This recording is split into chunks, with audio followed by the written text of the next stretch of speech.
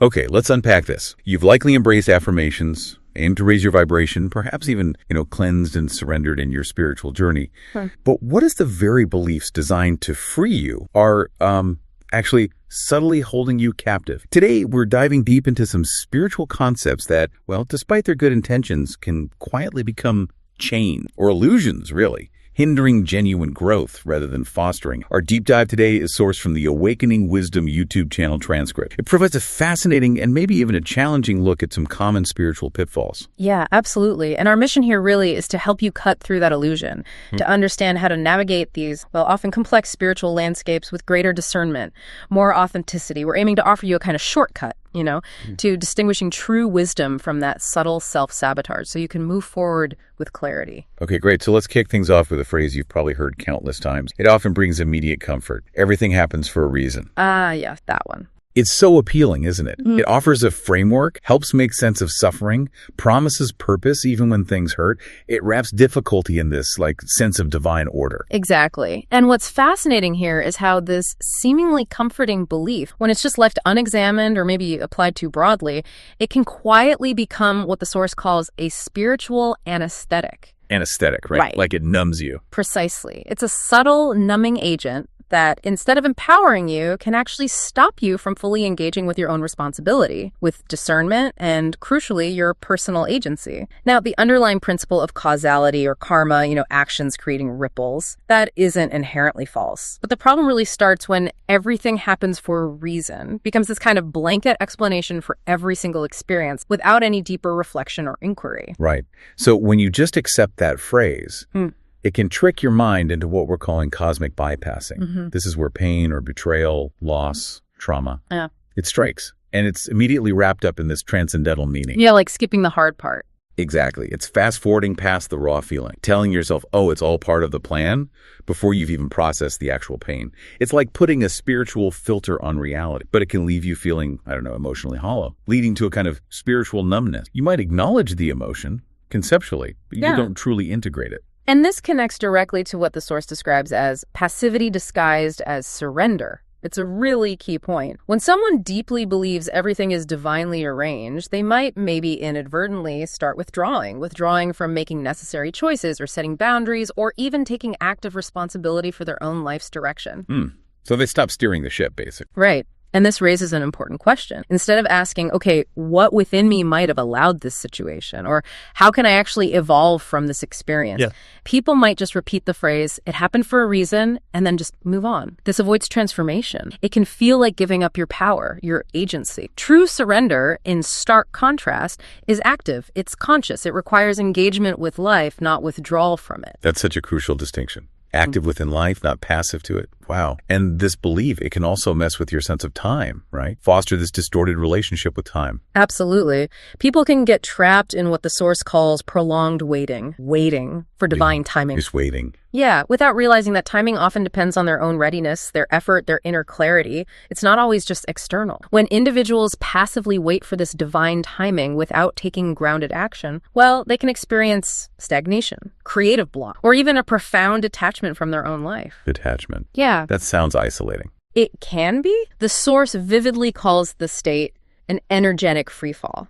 Where the soul isn't really connected to purpose, even though all the right spiritual language might be getting used. Okay, so if everything happens for a reason is the trap, what's the more empowering way to look at it? A more empowered version, according to the Source, would be framing it as everything contains potential for potential. See the difference. This invites reflection, but it doesn't remove responsibility. It opens the space to find growth, lessons, wisdom, but after you've fully engaged with the experience, not as a way to bypass it. It allows both the rawness of the pain and the sacredness of the learning to coexist. One doesn't cancel the other out. Right, they can exist together. And the key here, it sounds like, is discernment. Exactly. Discernment. Think of it as your internal GPS, maybe. A spiritual antenna that helps you tell the difference. The difference between truly letting go, surrendering actively, and just passively avoiding responsibility. It asks those powerful questions like, okay, is the situation asking me to let go? Or is it asking me to actually step up and act with courage? Or is this experience truly divinely aligned, or is it maybe a repeated pattern,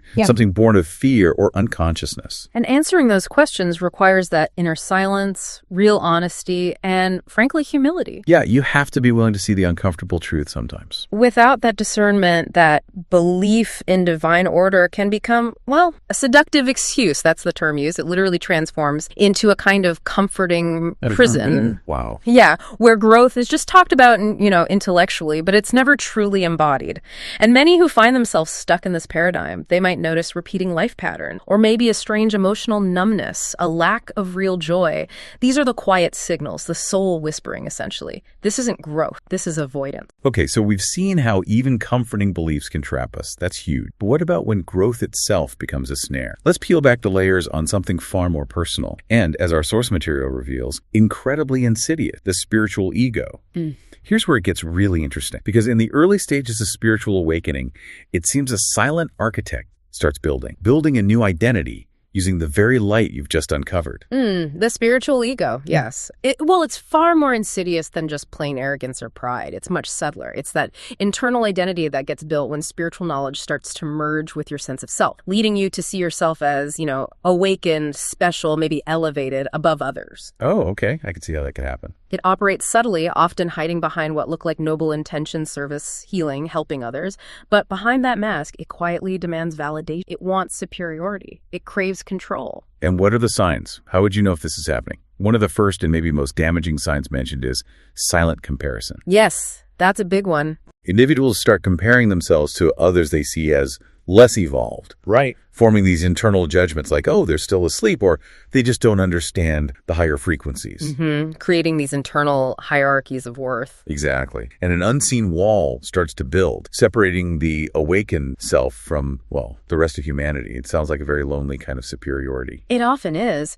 And the spiritual ego, it also feeds on specialness. That feeling of being unique or chosen, it gets nourished by collecting secret knowledge or deciphering coded messages, maybe using very esoteric language, or even adopting these other worldly identities like believing you're a starseed or some kind of chosen emissary. Right. Those labels can become very attached to identity. Absolutely.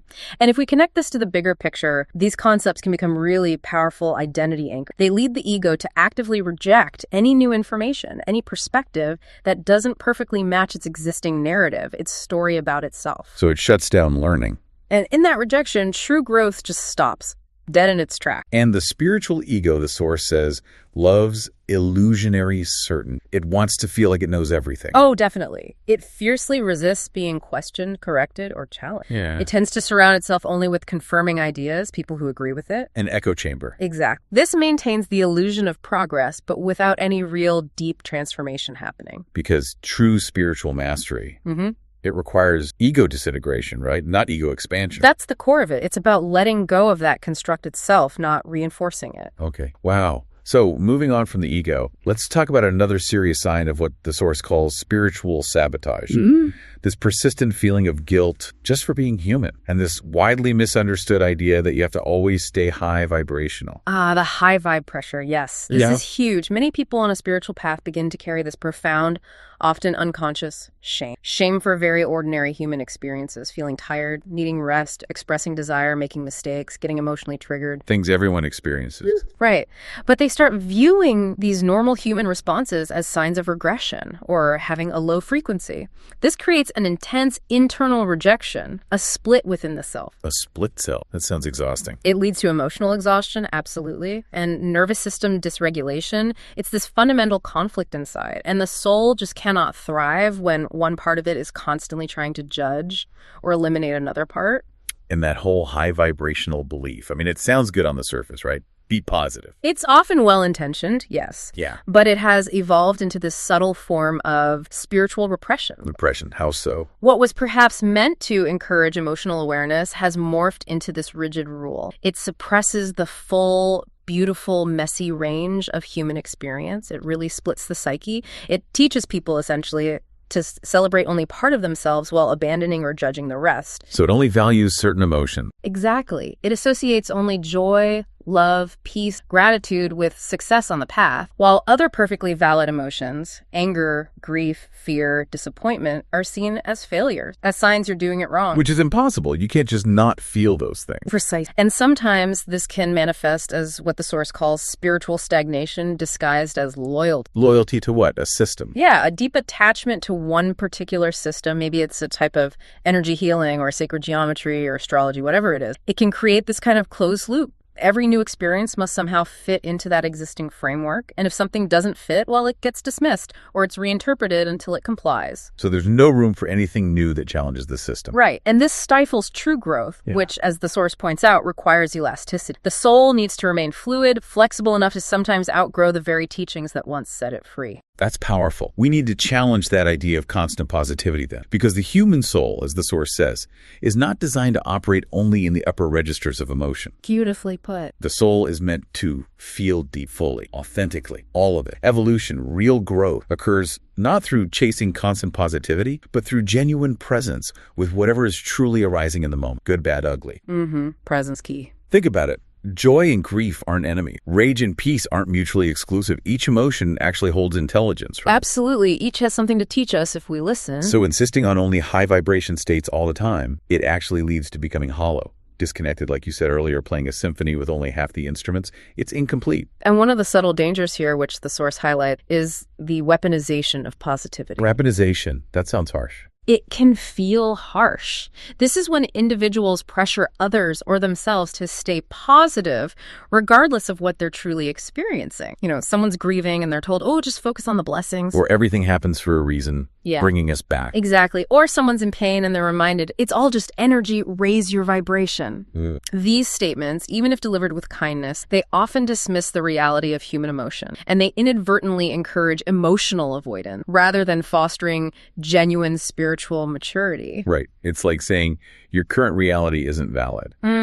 And there are very real consequences to constantly pushing down feelings, aren't there? Physical, emotional. Absolutely. The source talks about emotional residue. Residue, like leftover stuff. Yeah. When these so-called low vibration states are constantly pushed away, denied, suppressed, they don't just vanish into thin air, they retreat into the subconscious. They get stored, collect in the body. And they can manifest later as anxiety, depression, maybe even physical illness, or those sudden emotional outbursts that seem to come from nowhere. It has to go somewhere. It's profoundly true. What is not expressed becomes compressed. Wow.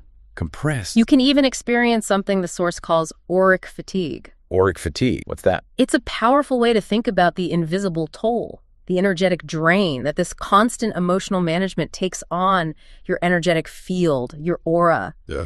It's exhausting work trying to pretend you're not feeling what you're feeling. That makes so much sense. So what's the alternative, the more liberating perspective? A more truthful and frankly liberating perspective is to see vibration not as some rigid, static goal you have to achieve and maintain, but more as a reflection of alignment. It's dynamic, it fluctuates. Think of it like a spiral of integration, not some linear ladder of vibration you're constantly trying to climb, often falling off. The spiral, I like that image. Integration, not just climbing higher. Exactly. True vitality, real spiritual aliveness is found in flowing with emotion, not fighting it. Real growth happens when anger is felt consciously, without destructive act, when sorrow is met with compassion, when fear is understood, explored, rather than just suppressed. When you honor the full range, your full humanity, that's when the soul genuinely begins to sing, in harmony. Okay, so bringing this all together, what does this mean for you listening right now? The overarching message we've distilled today seems to be that true spiritual growth. It isn't really about avoiding discomfort or building some special awakened identity. It's much more about authentic presence.